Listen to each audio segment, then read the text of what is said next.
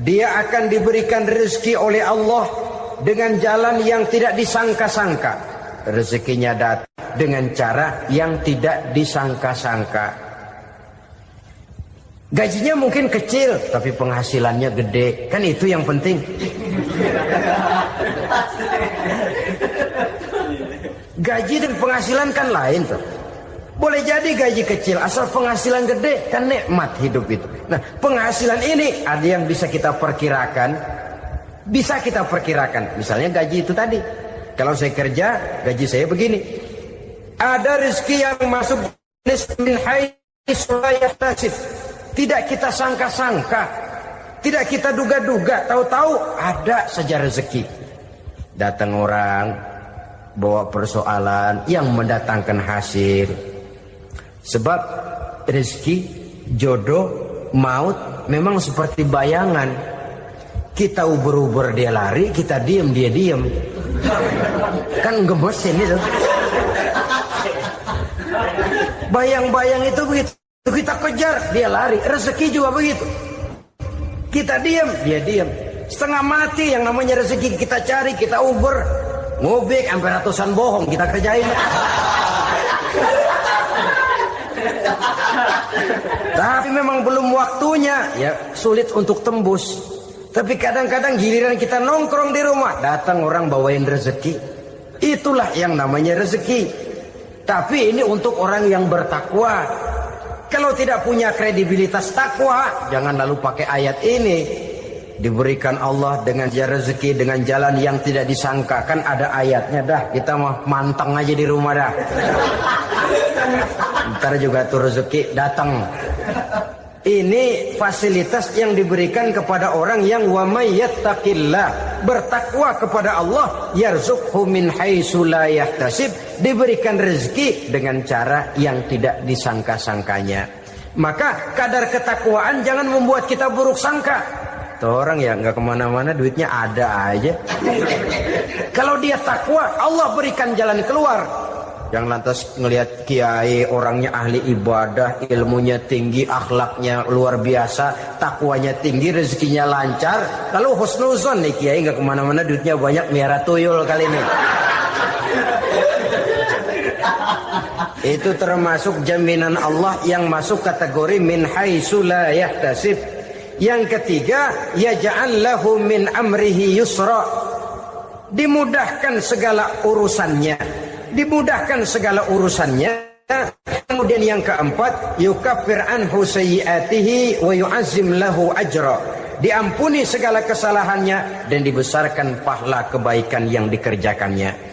Al-Quranul Karim memberikan tuntunan dan ajaran kepada kita bahwa orang-orang yang memperoleh kemenangan itu tidak lain adalah orang-orang yang bertakwa. Hanyalah mereka yang bertakwa kepada Allah Subhanahu wa ta'ala pada akhirnya akan tampil sebagai pemenang. Lalu siapa orang yang bertakwa itu? Dijelaskan dalam awal-awal Al-Baqarah.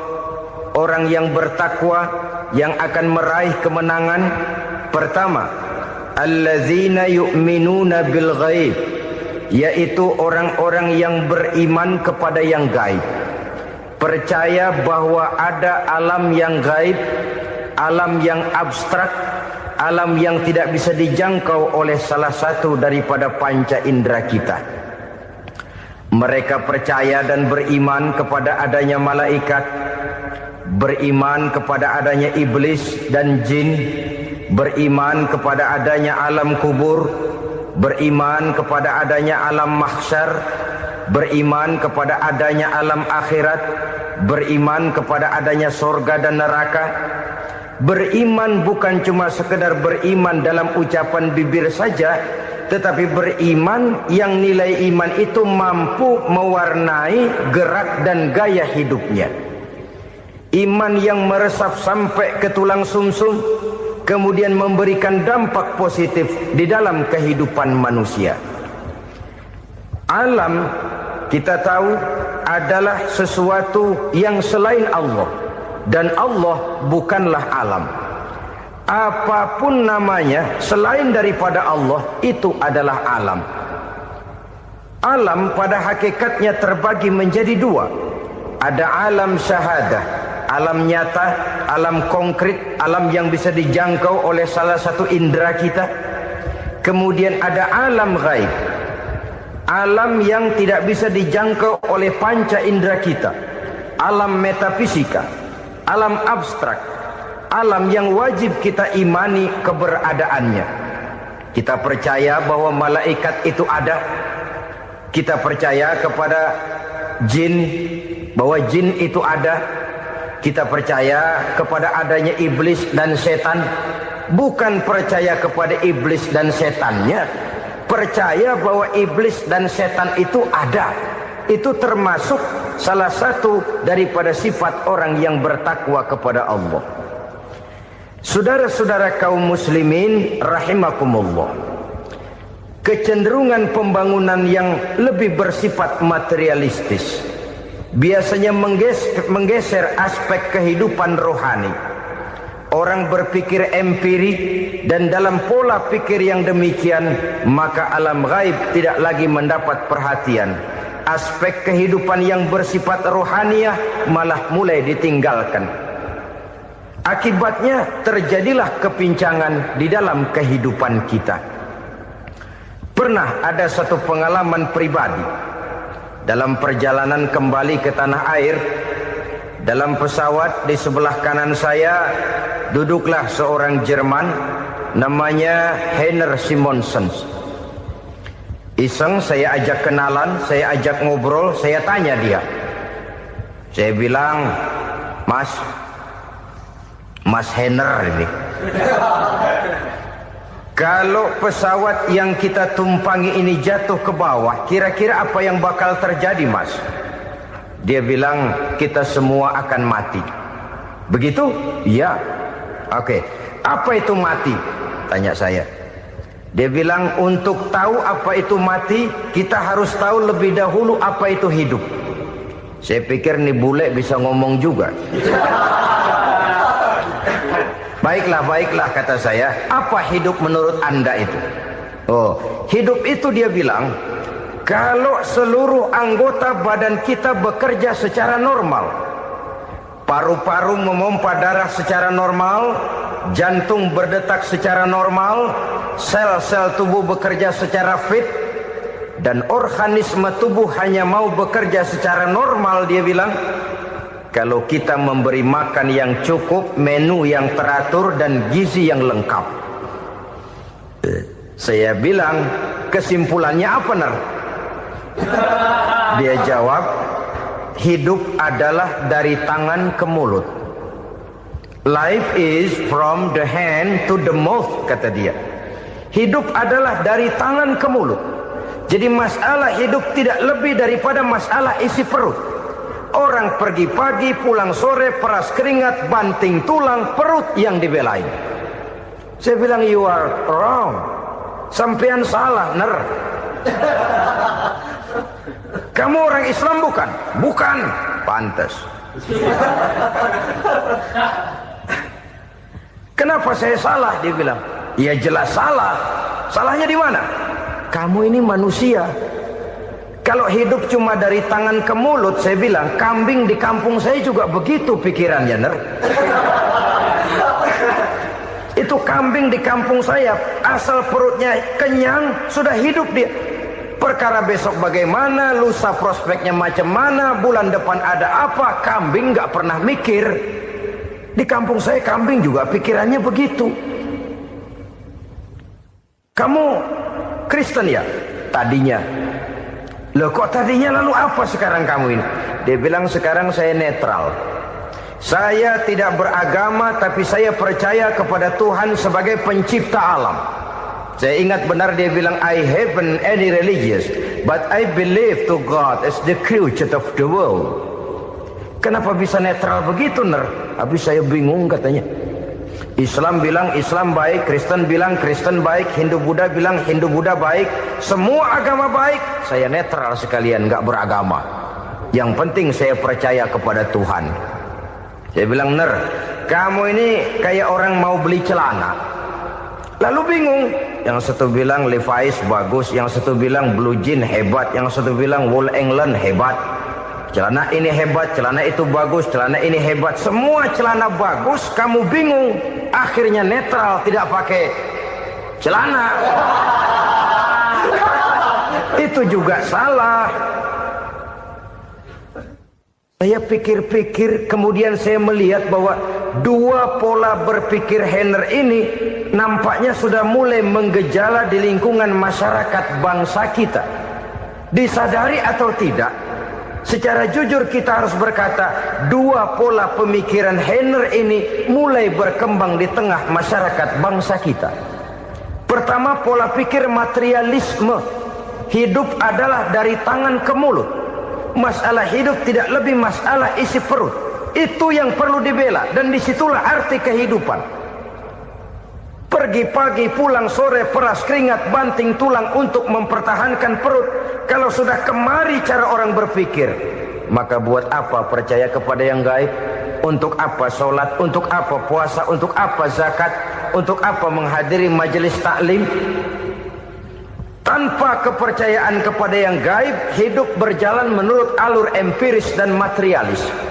Kalau sudah ke sana cara orang berpikir, biasanya orang lalu cenderung menghalalkan segala cara. Hanyalah orang yang percaya bahwa akhirat ada. Hanyalah orang yang percaya bahwa alam kubur itu ada. Hanyalah orang yang percaya bahwa malaikat itu ada, hidupnya akan lebih terarah dan terkendali. Karena kepercayaan kepada yang gaib, yang merupakan fase daripada kehidupan setelah hidup yang sekarang ini, mewarnai gerak pribadi seseorang di dalam dia melakukan kegiatan hidupnya. Pola berpikir materialisme, disadari atau tidak, mulai menggejala di lingkungan masyarakat bangsa kita. Hidup tidak lebih dari urusan tangan ke mulut, mulut ke tangan, tangan ke mulut. Asal perut sudah kenyang, hiduplah sudah. Perkara bagaimana prospek hari yang akan datang, bagaimana akhirat, tidak jadi persoalan. Ini yang oleh Nabi diperingatkan, ad-dunya sijnul mu'min wa jannatul kafir. Dunia adalah penjara bagi orang beriman dan surga bagi orang kafir. Dulu di zaman Belanda hadis ini pernah disalah tafsirkan, disalah artikan, digunakan sebagai senjata untuk mengkebiri dan membuat impoten umat Islam. Sudahlah umat Islam gak usah macam-macam, kata Belanda. Dunia ini kan penjara buat orang Islam, surga buat orang kafir. Di penjara jangan bertingkah.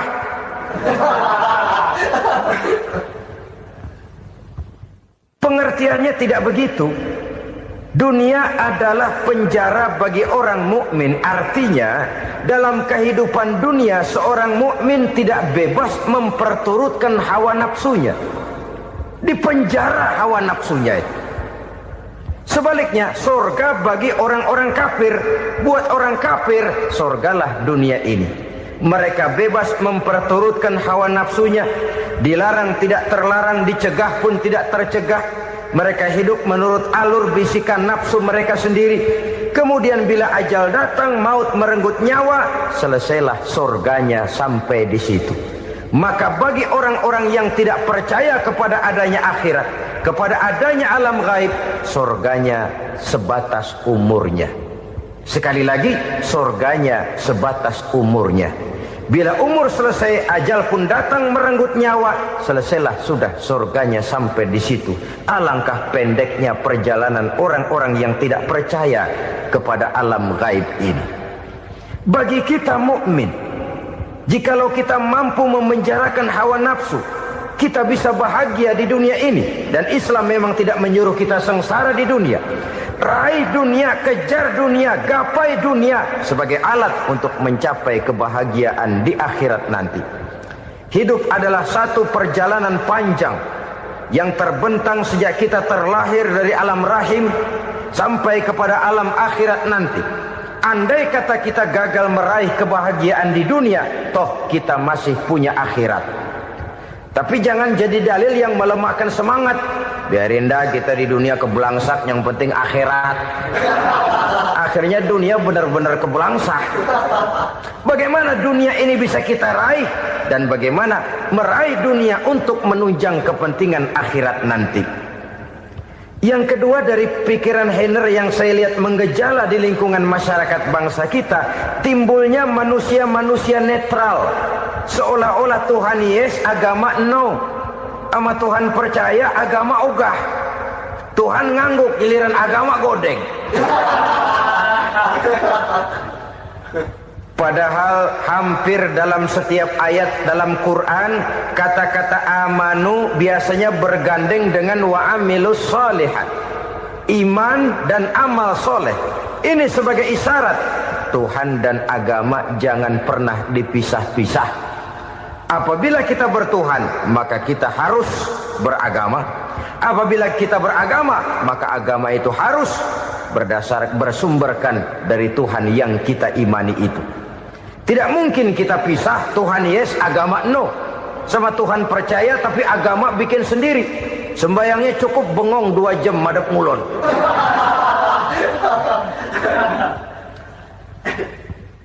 Saudara-saudara kaum muslimin rahimakumullah.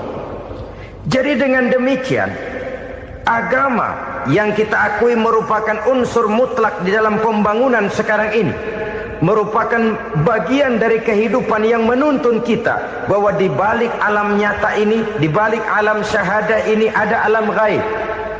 Dan mudabbir, murabbi, yang mengatur, yang menguasai, yang memelihara baik dia alam nyata, baik dia alam gaib, tidak lain adalah Allah Subhanahu wa taala. Di sana ada satu super power, satu maha kekuatan yang kita perlu bersandar kepadanya. Sebagai makhluk nyata yang hidup di alam nyata, berbuatlah secara nyata sebagaimana harusnya kita berbuat. Karena Islam jelas bukan agamanya orang pemalas.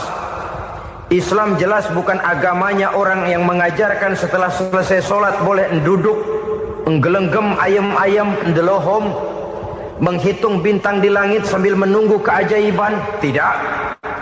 Islam adalah agama yang mengajarkan apabila sholat sudah selesai kamu kerjakan, bertebaranlah di permukaan bumi, cari karunia Tuhanmu. Jangan hidup berpangku tangan menunggu keajaiban, karena hidup bukan undian. Jangan berharap untung besar tanpa mau peras keringat. Tapi di sebalik itu toh kita juga harus yakin bahwa di sisi usaha nyata yang kita lakukan ada satu super power, satu maha kekuatan gaib yang menentukan berhasil dan tidaknya usaha kita. Kepercayaan kepada hal semacam inilah yang mendorong kita untuk mempunyai sandaran vertikal, agar jikalau usaha ini berhasil, kita tidak lupa diri dan lupa daratan. Jikalau usaha ini gagal, kita tidak putus asa dan buruk sangka, tidak cupik pandangan dan sempit hati, tapi mampu melihat persoalan dengan kacamata putih sambil husnuzon kepada Allah Subhanahu wa ta'ala. Kita percaya malaikat itu ada. Ada yang namanya raqib dan atid, mengawasi gerak hidup kita sampai kepada gerak hati kita. Ini memberikan sugesti agar kita berhati-hati, tidak sejengkal tanah pun kita bisa berlindung dari pengawasan raqib dan atid. Ada munkar nakir yang akan menyoal kita di alam kubur. Ada malaikat Malik, penjaga neraka. Ada malaikat Ridwan yang menjaga surga. Kita percaya kepada adanya jin, kita percaya kepada adanya setan, iblis. Percaya kepada adanya, bukan mempercayai si setan, si iblis lalu menjadikannya sebagai teman. Tidak. Percaya bahwa mereka itu ada dan merupakan makhluk Allah yang gaib, yang diciptakan Allah Azza wa Jalla. Kepercayaan kepada alam gaib memberikan motivasi terhadap gerak lahir manusia, sehingga dengan motivasi kepercayaan kepada yang gaib, gerak lahir jadi lebih terarah, jadi lebih terpelihara. Pernah seseorang bertanya, "Pak, apakah adanya akhirat bisa dibuktikan secara ilmiah?" Saya bilang tidak bisa, tidak bisa. Kenapa? Karena yang berangkat nggak pernah pulang kembali lagi. Kalau dia pulang kemari bisa kita tanya bagaimana enak di sono.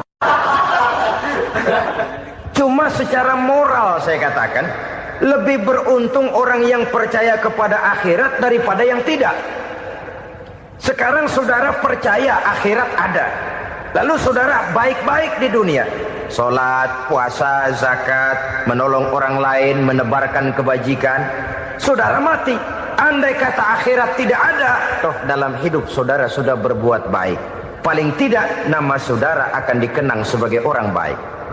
Sebaliknya, saudara percaya, kata saya, bahwa akhirat tidak ada, lalu hidup semau-maunya, tenggelam dalam maksiat dan munkarat, menentang Allah, tidak mau ruku dan sujud. Lalu saudara mati, kemudian akhirat ada, ayo mau apa? Bekal tidak punya.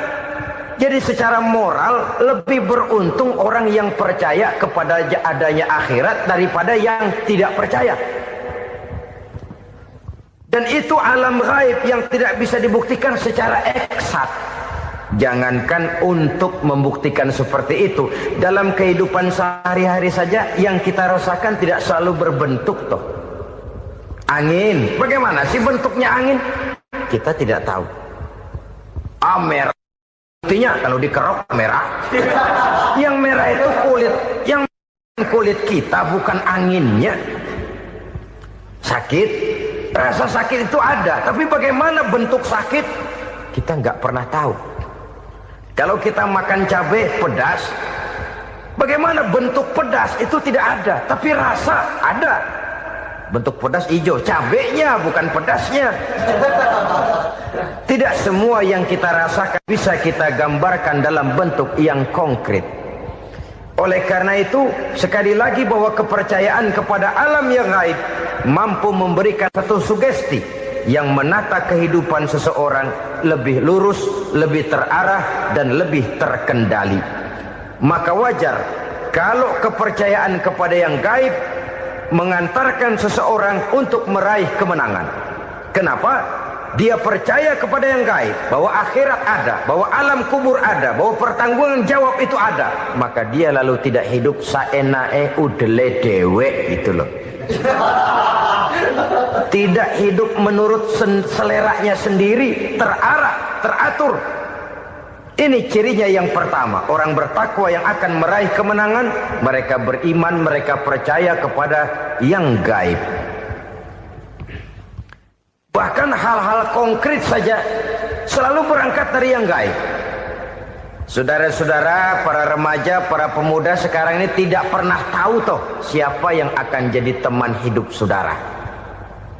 Kita bisa saja ngerancang, mentargetkan, tapi toh akhirnya yang namanya jodoh bukan kekuasaan kita. Rezeki di luar kemampuan kita. Begitu juga ajal. Maut, jodoh, ajal adalah contoh-contoh konkret bahwa pada akhirnya yang gaiblah yang menentukan. Bertahun-tahun ngelancong, emang jodoh seret, nggak jadi.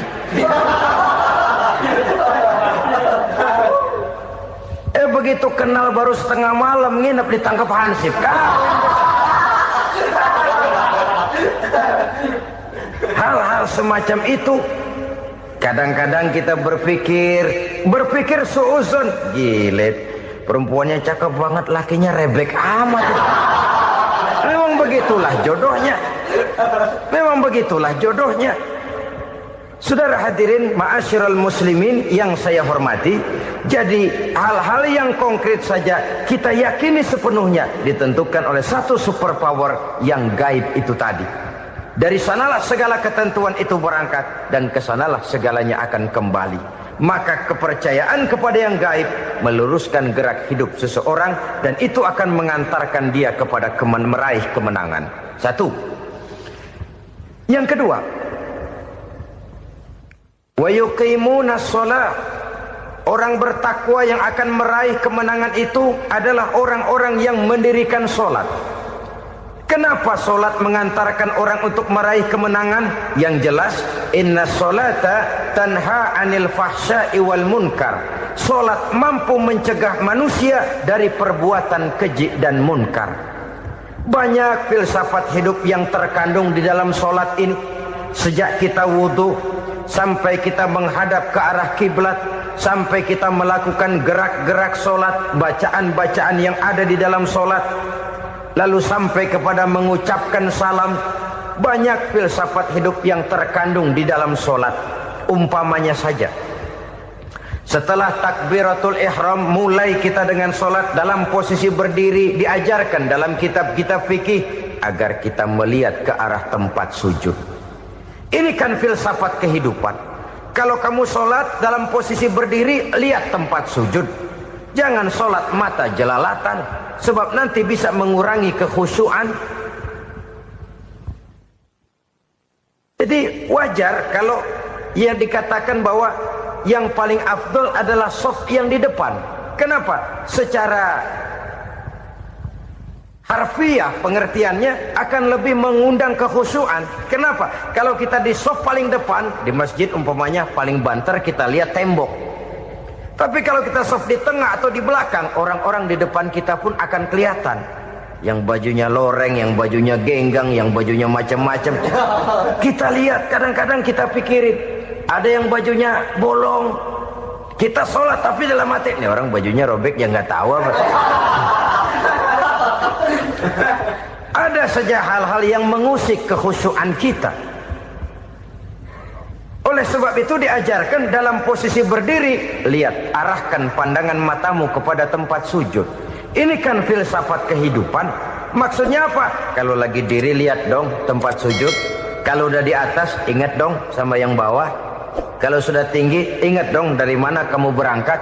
Kalau sudah berkuasa, bantu dong yang lemah. Kalau sudah kaya, santuni dong yang miskin. Kalau sudah alim, bimbing dong yang awam. Ini filsafat kehidupan.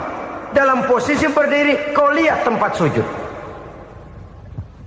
Ini akan melahirkan kepekaan sosial, di mana seseorang mau tahu kepada orang lainnya. Bagaimanapun kaya kita, tinggi pangkat dan jabatan kita, jikalau hidup hanya untuk kepentingan perut sendiri saja, rasanya belum membawa manfaat di dalam kehidupan kita. Tapi efek yang tertinggi sesungguhnya, solat mencegah manusia dari perbuatan keji dan munkar. Perbuatan keji dan munkar, walaupun kelihatannya mendatangkan uang, membawa keuntungan, tapi itu keuntungan semu, keuntungan sementara. Dengan menipu orang lain kita bisa dapat untung, tapi tidak membawa berkah. Dan itu adalah kerugian besar dalam kehidupan kita. Maka untuk meraih kemenangan, harus dimulai dengan membentuk kepribadian yang tegar, memiliki sandaran vertikal yang langsung kepada Allah Subhanahu wa ta'ala. Dan itu hanya bisa kita tempuh melalui jalur ibadah formal yang sudah ditentukan Allah, yakni solat yang 5 waktu. Untuk memperkuat itu, ada solat-solat sunnah, rawatib, nawafil, sebagai terminal-terminal kontrol cadangan untuk memelihara stabilitas temperatur batin di dalam kita berhubungan dengan zat yang maha gaib, yaitu Allah Subhanahu wa ta'ala. Orang sering bertanya, Pak, itu tetangga saya nggak sholat, duitnya nggak habis-habis, Pak. Nggak sholat tapi mobilnya tambah terus. Nggak sholat tapi usahanya makin maju. Tapi di sisi lain ada orang yang rajin sholat, rezekinya butak bener. Anaknya mana kurus, mana korengan. Saudara hadirin ma'asyiral muslimin rahimakumullah. Harus saya katakan bahwa solat memang bukan untuk cari duit. Solat adalah sandaran vertikal kita kepada Allah. Sedangkan soal rezeki itu berkaitan dengan sifat Allah maha pengasih dan maha penyayang. Allah maha pengasih, siapapun dikasih kalau mau usaha. Allah maha penyayang, tidak semua orang disayang oleh Allah Azza wa Jalla. Dan belum tentu banyak harta itu merupakan nikmat. Mungkin juga istidraj. Artinya istidraj itu dikasih tapi diambulin, kalau bahasa Betawinya itu. Dikasih tapi diambulin, itu bukan merupakan nikmat sesungguhnya, lebih merupakan azab dari Allah Subhanahu wa ta'ala.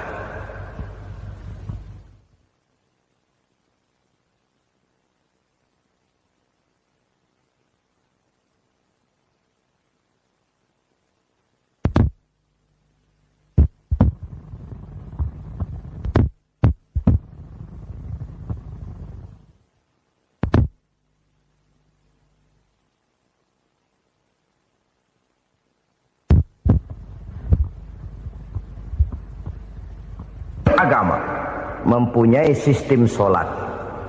Dan kita umat Islam telah dituntun oleh Allah Subhanahu wa ta'ala yang wajibnya 5 kali dalam sehari semalam mendirikan sholat. Dan itu tentu berada dalam jangkauan kemampuan manusia. Pada awalnya barangkali kita memang merasa sholat itu satu kewajiban. Tapi semakin kita hayati makna, manfaat dan filsafat yang terkandung di dalam ajaran sholat, semakin sampai kita kepada keyakinan bahwa sholat adalah keperluan kita. Sehingga pada waktu tertentu dinilai puncaknya, kita tidak lagi akan berkata saya wajib sholat, tapi kita akan berkata saya perlu sholat. Kalau kita sudah merasakan itu adalah keperluan kita, nah di sanalah kita baru akan merasakan ruginya kalau hal itu tidak kita laksanakan. Sepanjang kita masih berkata saya wajib sholat, kita akan lebih merasakan dia sebagai beban ketimbang sebagai keperluan. Yang jelas Allah tidak memerlukan ibadah yang kita laksanakan ini. Dengan kata lain, andai kata satu dunia penuh ini orang tidak ada yang sholat satu pun, Allah tidak akan turun dari jabatan Tuhan. Jangan lalu berpikir kalau kita ngambek se-RW kagak sembahyang Tuhan tekor kali ini ya. Tentu tidak. Itu perlunya kita, bukan perlunya Allah. Dan pada induknya kita akan berkata saya perlu agama. Kalau secara induk kita sudah memerlukan agama, maka konsep-konsep yang ada di dalam ajaran agama itu pun adalah juga merupakan keperluan kita. Baik dia bernama sholat, baik dia bernama puasa, baik dia bernama zakat, baik dia bernama haji, seluruhnya adalah keperluan kita. Dan sesuatu yang kita perlukan apabila tidak kita laksanakan akan melahirkan kerugian di dalam kehidupan. Jangan heran kalau kita membaca riwayat perjalanan hidup para salafus soleh, orang-orang soleh. Ada yang tahajud sampai 100 rakaat, ada yang sholat malam kakinya sampai bengkak. Kita sekalinya bengkak biri-biri. Ada yang sholat membaca surah dalam Al-Quran sampai khotam Quran. Kok mau? Mereka sudah merasakan itu keperluan. Itu saja soalnya. Satu saat pun jikalau kita merasa bahwa itu keperluan saya, kita pun akan melaksanakan seperti itu. Keperluan saya dalam kehidupan. Inilah yang kedua. Yang ketiga, orang bertakwa yang akan meraih kemenangan itu, wa mimma razaqnahum yunfikun. Mereka membelanjakan sebagian daripada rezeki yang diberikan Allah kepada mereka. Mereka infakkan di jalan Allah. Ada satu dialog menarik. Satu hari seorang anak muda bertemu dengan seorang kakek-kakek yang sudah dikenalnya baik. Bertanyalah anak muda ini, "Kek, umur kakek berapa tahun?" 15 tahun, kata si kakek. "Anak kakek berapa orang?" 1. "Harta kakek berapa banyak?" 15 juta. Si anak muda ini bengong. Lalu protes, "Kok kakek bohongin saya?" "Kenapa?" "Saya tahu umur kakek 70 tahun. Kenapa ngaku 15? Saya tahu anak kakek 5. Kenapa bilang 1? Saya tahu kakek miliuner, miliaran uang kakek. Kenapa ngaku cuma 15 juta? Begini, kata si kakek tadi. Benar, umur saya 70 tahun. Tapi dari umur yang 70 tahun itu baru 15 tahun terakhir ini saya merasakan ibadah kepada Allah. Meninggalkan maksiat, jauh dari segala macam munkarat. Maka yang 15 tahun inilah yang benar-benar saya rasakan sebagai umur saya. Benar anak saya 5, tapi yang 4 susah diatur. Cuman 1 rasanya nih yang bakal jadi si buah hati belahan jantung pelanjut cerita penerus sejarah. Cuma 1 ini yang saya harapkan yang akan jadi anak soleh, yang akan membuat saya menerima pensiunan pahala. Kalau yang 4 apek dah, nggak ada harapan. Yang satu nyekek botol melulu. Oh begitu, iya. Lalu kenapa kakek bilang harta kakek cuma 15 juta padahal saya tahu kakek uangnya miliaran, depositonya banyak? Ya karena 15 juta itulah yang saya ingat yang pernah saya belanjakan di jalan Allah. Saya merasa itulah harta saya yang sebenarnya. Yang miliaran yang saya simpan di bank kelak kalau satu saat saya mati akan jadi rebutan di antara anak-anak saya. Iya kalau anak saya soleh kayak yang satu ini. Kalau yang 4 tadi udah tulen dia bakal berantem dah berebut tuh. Jadi 15 juta yang saya belanjakan di jalan Allah inilah yang saya merasakan benar-benar harta saya yang sesungguhnya. Dialog ini patut menjadi bahan renungan kita bersama. Diberikan kita umur 40, 50, 60, 70, 80. Berapa tahun dari umur yang diberikan itu yang jalan mulus, yang kita gunakan untuk melaksanakan ibadah? Banyak harta kita simpan di bank, di lemari, di dompet, di tas. Tapi berapa yang sudah kita depositokan di jalan Allah yang akan menemani kita di hari kita kembali nanti? Maka orang bertakwa yang akan meraih kemenangan, wa mimma razaqnahum yunfikun, mereka membelanjakan sebagian dari rezeki yang diberikan Allah di jalan Allah Subhanahu wa ta'ala. Ma'asyiral muslimin rahimakumullah. Zahirnya memang kita memberikan kepada orang lain, tapi hakikatnya kita menyimpan untuk diri kita sendiri. Kita memberikan kepada yatim piatu 25.000. Zahirnya kita memberikan si yatim. Hakikatnya kan kita cuma nyimpan. Saya berikan, titip kepadamu. Ini untuk saya di akhirat. Kau boleh belikan baju, kau boleh belikan untukmu makan, kau boleh bayarkan sekolahmu. Ini untuk saya. Hakikatnya kita nyumbang masjid 1 juta. Zahirnya kita berikan kepada panitia masjid. Tapi hakikatnya kan cuma titip. Titip 1 juta ya untuk saya di alam kubur nanti. Silahkan kau boleh belikan semen, ini uang, belikan besi, belikan pasir. Saya cuma sekedar titip untuk kepentingan saya. Hakikatnya kita cuma sekedar menitip.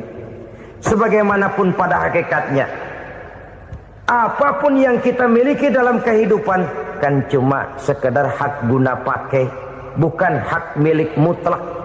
Harta kita, rumah kita, kendaraan kita, kebun kita, pabrik kita, hak guna pakai saja. Hak milik mutlak cuma untuk Allah Subhanahu wa ta'ala. Saudara-saudara kaum muslimin rahimakumullah. Ini yang ketiga. Kemudian yang keempat, orang-orang bertakwa yang akan meraih kemenangan,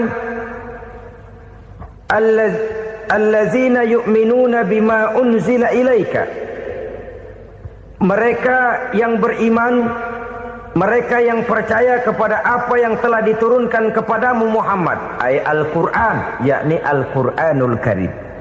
Setelah percaya kepada yang gaib, mendirikan solat, kemudian menginfakkan sebagian dari rezeki yang diberikan Allah, mereka juga lalu percaya kepada yang diturunkan terhadap Nabi, yaitu tidak lain Al-Quranul Karim.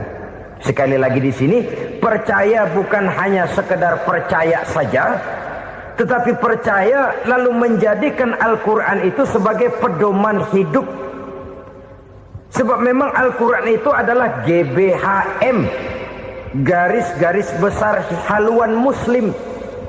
Apa yang harus kita lakukan, apa yang harus tidak kita lakukan, bagaimana mestinya kita bertingkah laku dan berbuat, seluruhnya tercantum di dalam Al-Quranul Karim.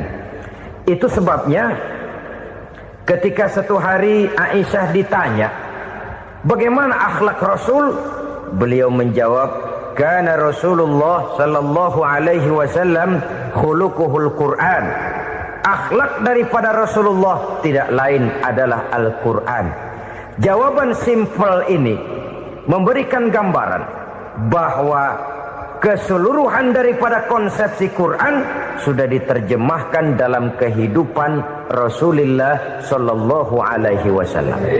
Karena kita tahu akhlak adalah keseluruhan dari gerak hidup manusia. Sejak ia berpribadi, berumah tangga, bertetangga, bermasyarakat, sampai kepada berbangsa dan bernegara, Al-Quran tetap memberikan sentuhan nilainya.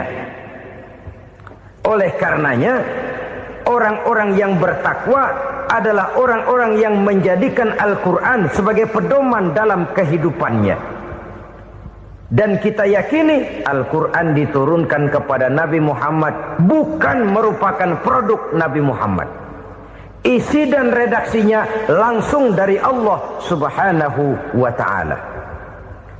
Kemudian cirinya yang kelima, orang bertakwa yang akan meraih kemenangan itu, wa ma unzila min qablika.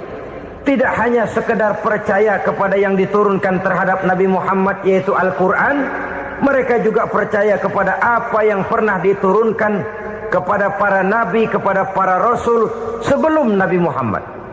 Percaya kepada adanya suhuf, percaya kepada adanya Taurat, percaya kepada adanya Injil, percaya bahwa Allah dahulunya sudah menurunkan Taurat kepada Musa, percaya bahwa Allah sudah menurunkan Injil kepada Isa, percaya Injil ada, Taurat ada, diturunkan Allah untuk Isa dan Musa, tetapi tidak wajib mengamalkannya karena kita sudah diberikan Al-Quranul Karim. Ini yang perlu saya garis bawahi. Kita percaya Allah telah menurunkan Injil dahulu kepada Isa.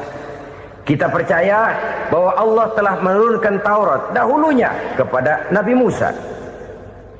Kadang-kadang ini dijadikan dalih, dikacaukan pengertiannya. Quran saja mengajarkan bahwa orang yang bertakwa harus percaya kepada Injil, maka pakailah Injil. Apalagi kalau ayat sebelumnya ditilap, dihapus, dihilangkan, Injilnya yang ditekankan, maka akan terjadilah penekanan yang salah arah. Karena salah arah akhirnya bisa merusak dan menghancurkan akidah. Ketika Rasul suatu saat pernah ditanya orang, "Ya Rasul, bagaimana sikap kita sebagai muslim terhadap Injil yang ada sekarang?" Beliau menjawab, "La tukadzibuhu jami'an wa la tusaddiquhu jami'an." Jangan didustakan seluruhnya, jangan juga dibenarkan semuanya. Artinya, ini sudah merupakan gambaran dari Rasul bahwa dalam Injil yang ada sekarang masih ada ajaran-ajaran tauhid yang dibawa oleh Nabi Isa dan diajarkan kepada umatnya. Tapi juga dalam Injil yang sekarang ini sudah terkena intervensi dan investasi manusiawi. Karena itu Rasul menyimpulkan, la tukadzibuhu jami'an wa la tusaddiquhu jami'an. Jangan didustakan semua, jangan dibenarkan seluruhnya. Kita memang percaya Allah telah menurunkan Injil kepada Nabi Isa dulu, tapi kita tidak wajib mengamalkan Injil.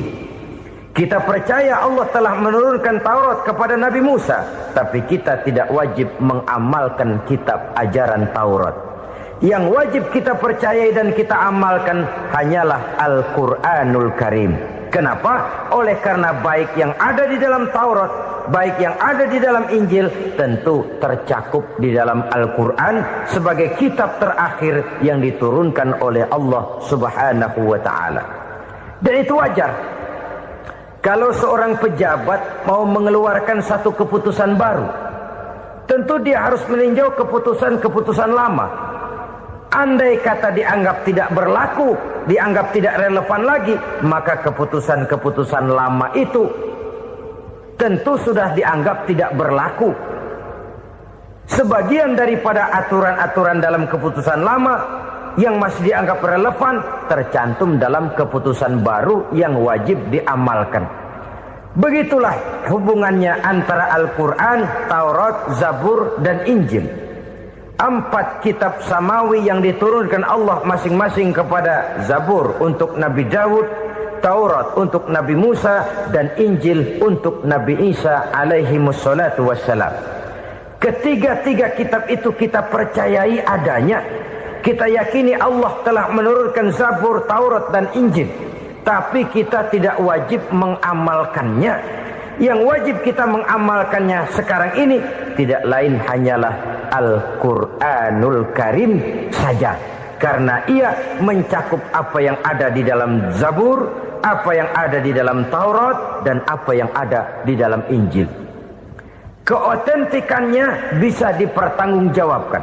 Ya, tapi kan Nabi Muhammad sudah mati 14 abad yang lalu, dan di zaman beliau Al-Quran kan belum dikodifikasikan, belum ditulis. Bagaimana keotentikannya bisa dipertanggungjawabkan?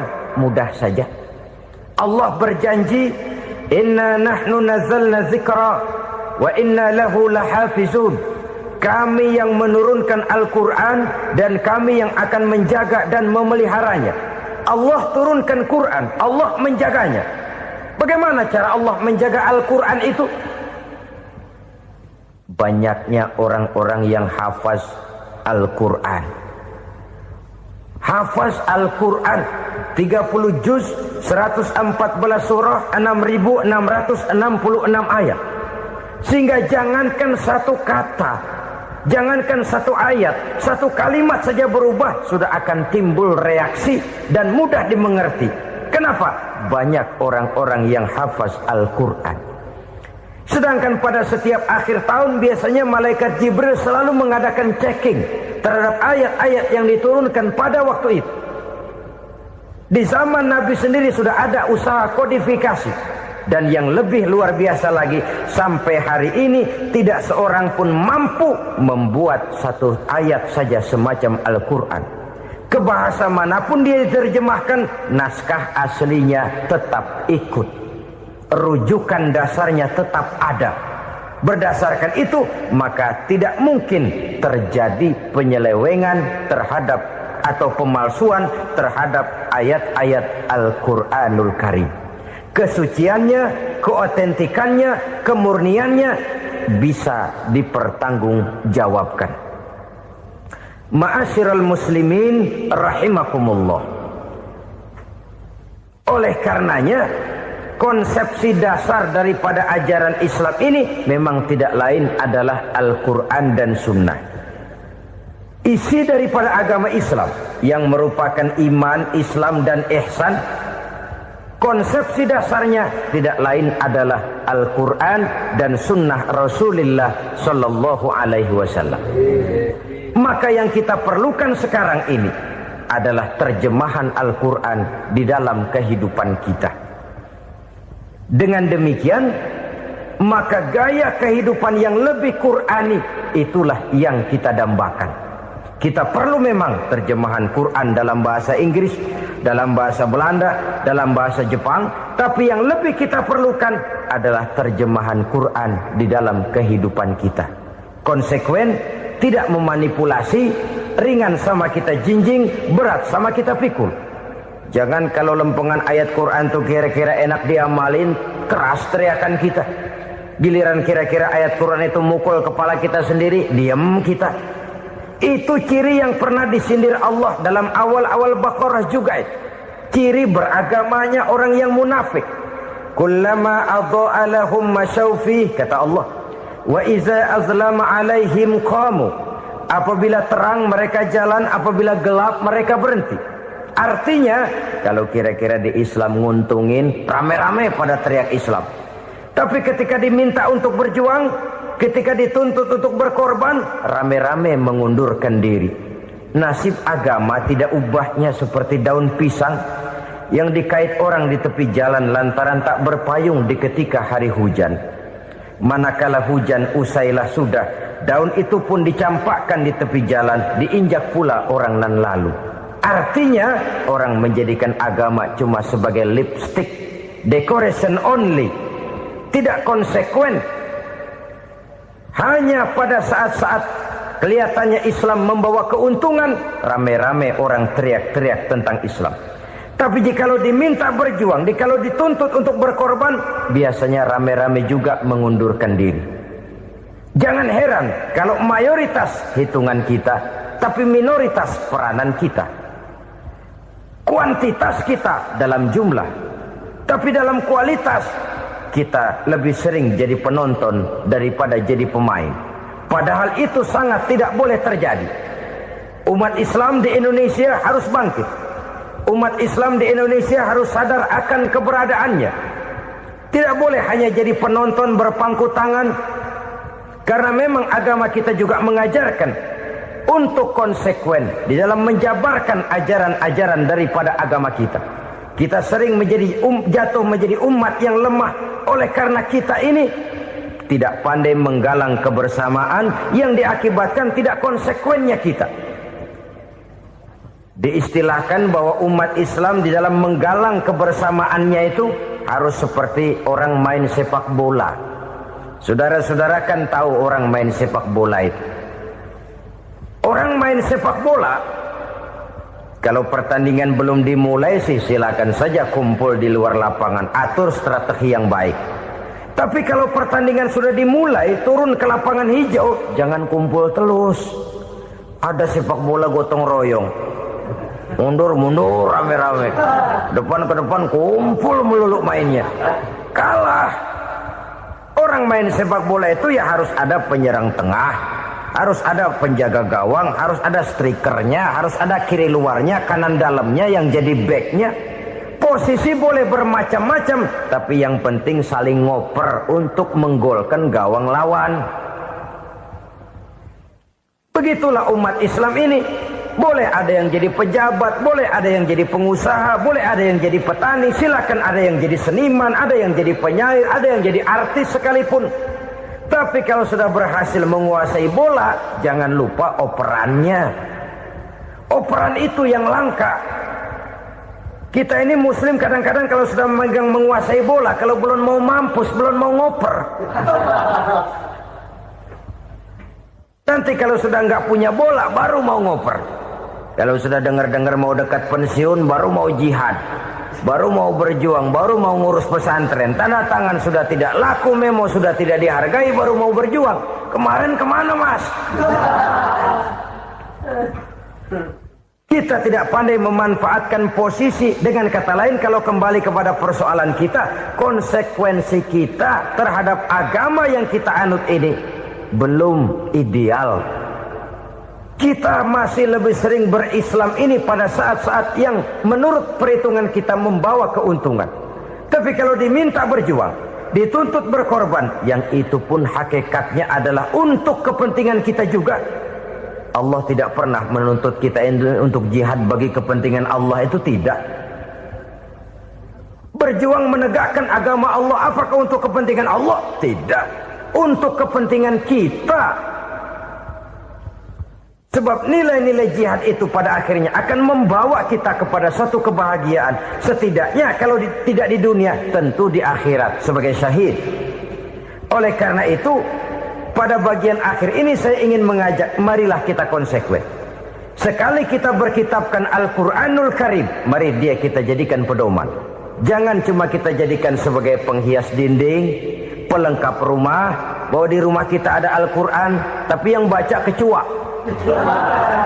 Habis pada bolong tuh Quran. Yang penting kan punya Quran. Ditaruh di pintu rumah. Biar apa? Biar kuntilanak kagak masuk katanya. Ya apa itu nasib Quran? Cuma kerjanya jaga pintu, ngusir kuntilanak, ngusir memedi. Bagaimana kita hidup menurut tuntunan Al-Quran? Kadang-kadang tidak pernah menjadi masalah bagi kita. Maka bagaimanakah Al-Quran akan mungkin membawa keberkahan dalam hidup kalau ajarannya kita injak-injak dalam keseharian kita? Mewujudkan gaya hidup yang lebih Qur'ani, itulah yang akan kita rintis di dalam kehidupan kita. Bertahap, step by step, menurut kemampuan yang ada pada kita. Jika jalan ini tidak bisa kita selesaikan, percayalah akan ada generasi penerus yang akan melanjutkan usaha dan cita-cita mulia itu. Jadi percaya kepada Taurat, percaya kepada Injil, sekedar percaya Allah dahulunya sudah menurunkan itu.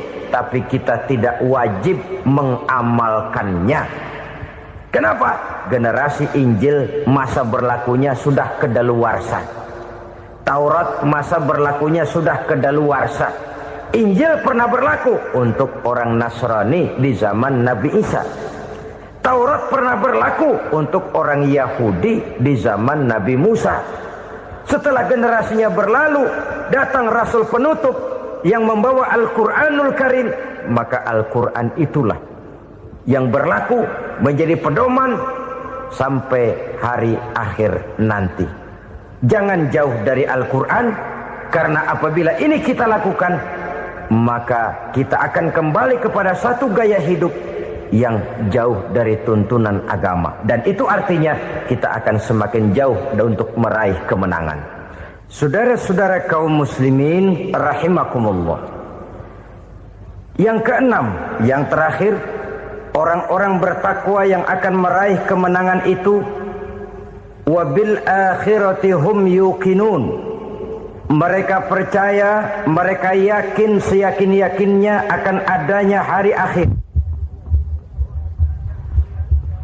di mana seseorang akan mempertanggungjawabkan seluruh perbuatannya di dalam hidup ini. Dan tidak ada satu perbuatan yang bagaimana kecilnya sekalipun, yang tersembunyi dalam pandangan manusia, yang tidak akan dibukakan persoalannya di mahkamah Qadi Rabbul Jalil di akhirat nanti. Itulah sebabnya maka percaya kepada akhirat disebut secara khusus. Padahal di awal tadi sudah dijelaskan yu'minuna bil ghaib, percaya kepada alam gaib, dan alam gaib ini termasuk akhirat. Kenapa pada bagian akhir disebut lagi akhirat? Karena ternyata bahwa kepercayaan kepada adanya akhirat merupakan induk dari kepercayaan terhadap adanya malaikat, setan, jin, dan lain sebagainya, dan akan lebih memberikan sugesti dalam kehidupan manusia untuk meluruskan gerak hidupnya. Jikalau satu saat tergerak hati akan berbuat kejahatan, ingin mencuri, sadarlah, awas, ada akhirat. Sebab kalau kita cuma teriak, awas, ada polisi, itu cuma tertunda sementara. Begitu polisi meleng, embat. Kalau kita ingin berbuat jahat, cuma berteriak, awas, ada hansip, cuma sementara kehansip itu ada. Tapi kalau ceritanya, awas, ada akhirat. Mau menyeleweng, awas, ada akhirat. Mau berjudi, awas, ada akhirat. Mau mencuri, awas, ada akhirat. Keyakinan yang akan meluruskan gerak hidup manusia, sehingga gerak itu jadi lebih terarah dan terkontrol, tidak merugikan baik diri sendiri, lebih-lebih orang lain. Ternyata bahwa kepercayaan kepadanya adanya hari akhirat sanggup menjadi sumber daya kontrol dari kehidupan manusia, sehingga ia tidak terjebak dalam perbuatan maksiat dan munkarat.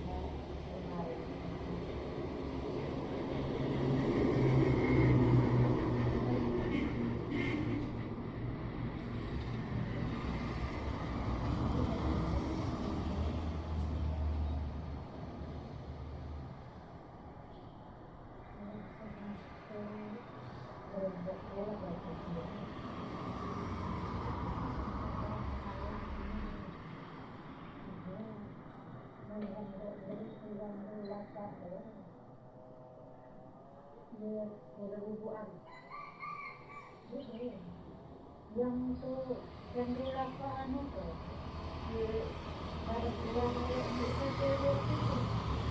ada sebelah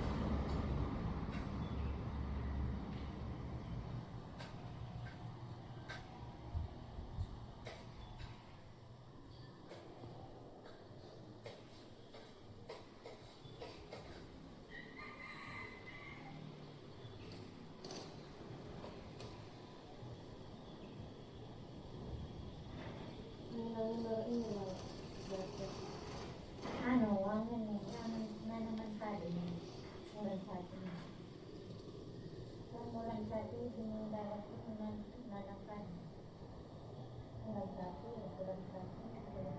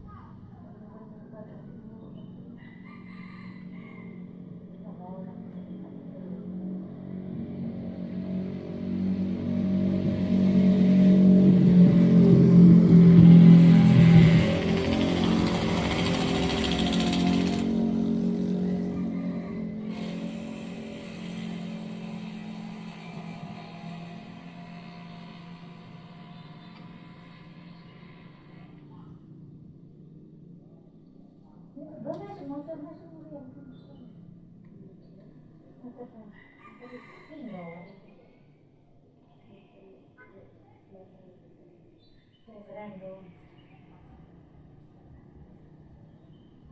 Ini poinnya bukan Bandung.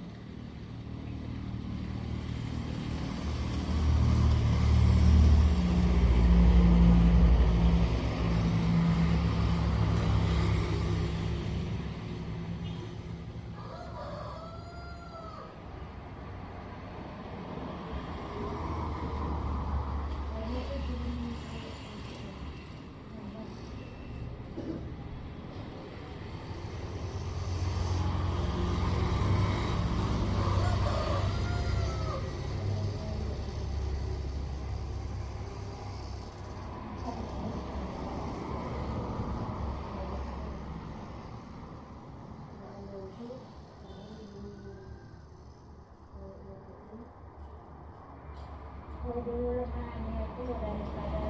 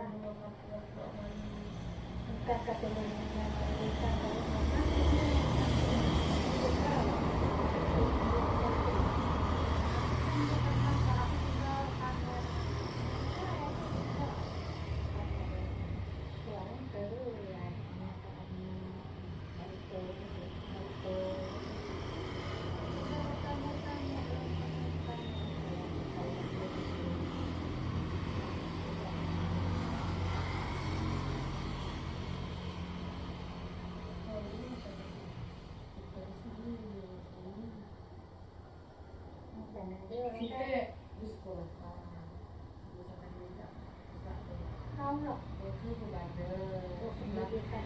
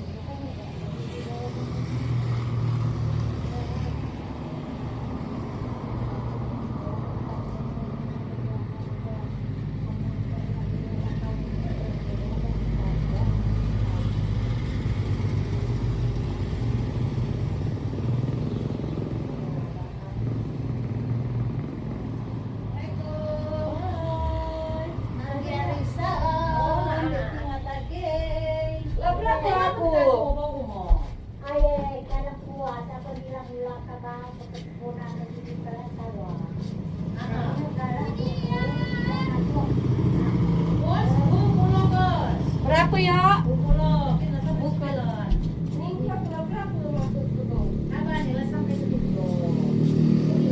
Nah, berapa? Nah, 10 saja. Tadi Mas Pak. Oh, kan tadi yang baguan saja. Tahu kan Winda katanya, ayo kita cek pacar. Ada Iqbal ni 10 ini lah sampai ke 6. Nah, ini kalau udah ya kan, kalau 20. Terus nah. Kan tuh asal tujuh, dulu aku lagi sering ini yang itu. Tidak. Itu lagi 7, kapan 9. Nah, sampai 9 nah kalau Iqbal. Wah, Iqbal ni 30, Bray. Kapan 20. Iqbal ni 30, kapan mau bukinya? Kapan 10, oke, masukkan. Aku mungkin Ini kamu 10 kan? Jadi kan 10.